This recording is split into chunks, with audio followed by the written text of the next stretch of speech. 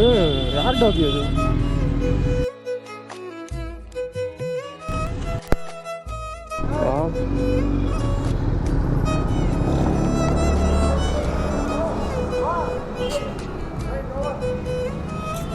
ನಾ ನಿಮ್ದೇನಾ? ಕಮ್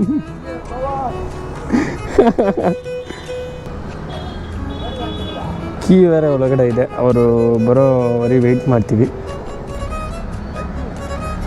ನಾನು ರೋಡಲ್ಲಿ ಸಡನ್ನಾಗಿ ಬಂತು, ನಾನು ಶಾಕ್, ಹೆಂಗೆ ಬಂತು ಅದು ಅಂತ. ಹಾಂ ಹೌದು, ಫಾಲೋ ಮಾಡಿಕೊಂಡು ಆ ಸ್ಕೂಟಿನ ಫಾಲೋ ಮಾಡ್ಕೊಂಡು ಹೋಗಿರೋದು. ಹೌದು, ಓಕೆನಾ, ಏನೂ ಆಗಲಿಲ್ಲ. ಹೌದು, ನಮ್ಮ ಮೇನ್ ರೋಡ್ ಸ್ವಲ್ಪ ಭಯ. ಅಯ್ಯೋ,